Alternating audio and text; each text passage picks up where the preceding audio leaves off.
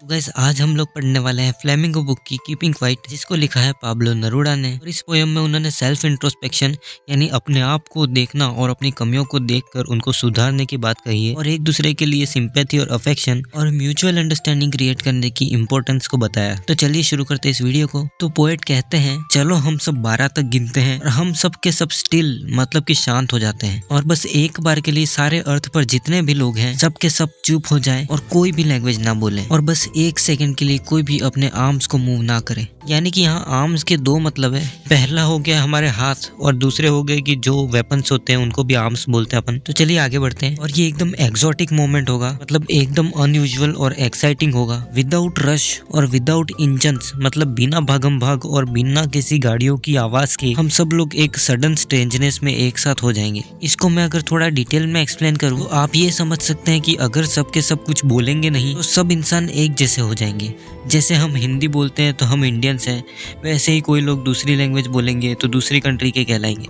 लेकिन अगर कोई बोल ही नहीं रहा है कुछ तो हम सब लोग इंसान कहलाएंगे, ठीक है। तो मतलब हम सब लोग एक जैसे हो जाएंगे फिर। और जब सब शांत और स्टिल हो जाएंगे तो जो फिशरमैन है वो वेल्स को हार्म भी नहीं करेंगे, यानी कि फिशेस को हार्म भी नहीं करेंगे। और जो लोग समुद्र के किनारे नमक इकट्ठा करते हैं वो लोग ये रियलाइज कर पाएंगे कि उन्होंने अपने हाथों को कितना हर्ट कर दिया है। जो लोग ग्रीन वॉर्स प्रिपेयर करते हैं, मतलब कि जो लोग इन्वायरमेंट को नुकसान पहुंचाते हैं, और जो लोग गैस और फायर के साथ में वॉर्स करते हैं, अगर वो लोग जीत भी गए तो क्या फायदा, क्योंकि ये विक्ट्री विद नो सर्वाइवर होगी। यानी कि तुम्हारी जीत तो होगी लेकिन जीत को सेलिब्रेट करने के लिए तुम खुद ही नहीं बचोगे।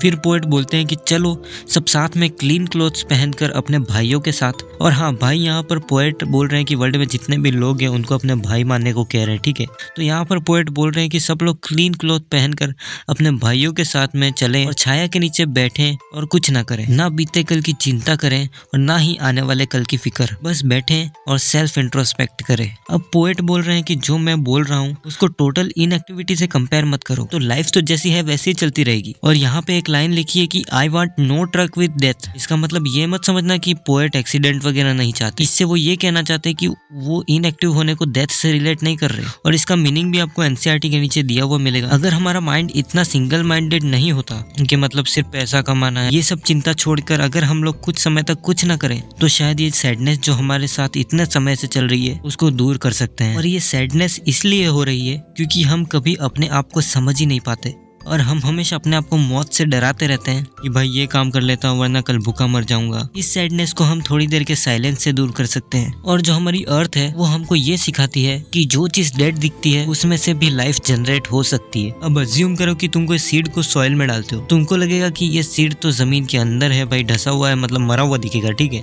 लेकिन कुछ समय बाद वही सीड एक प्लांट में कन्वर्ट होगा, फिर थोड़े समय बाद वही प्लांट एक बड़े ट्री में कन्वर्ट हो जाएगा। तो इससे पोएट हमको ये समझाना चाह रहे हैं कि मतलब कि तो जो हम लोग बोलते हैं ना भाई सब खत्म हो गया ये वो, ऐसा कुछ नहीं है, ठीक है। जब चाहो वही सही टाइम है शुरुआत करने का, तो कभी हार नहीं माननी चाहिए। यही सब हमको पोएट समझाना चाह रहे हैं। और इसके बाद वो कहते हैं कि वो अब 12 तक काउंट करेंगे और हम सब लोग शांत बैठे रहेंगे और पोएट चले जाएंगे। और यहीं पर हमारी पोएम खत्म होती है। और इस पूरी पोएम में पोएट ने हमें यही बताया कि भाग दौड़ बड़ी जिंदगी में हमें खुद के लिए थोड़ा टाइम निकालना चाहिए और अपने आप को सेल्फ इंट्रोस्पेक्ट करना चाहिए, और साथ ही साथ फ्रेंड्स और फैमिली के लिए टाइम निकालना चाहिए। तो गाइस अगर आपको ये वीडियो अच्छा लगा तो लाइक करिए, शेयर करिए और सब्सक्राइब करिए। और इससे पहले मैंने द लास्ट लेसन चैप्टर और माय मदर एट 66 पोएम भी करवा रखी है, इनको भी जरूर से देखिएगा और फटाफट से सब्सक्राइब कर दीजिए। और चलिए मिलते हैं अगले वीडियो में।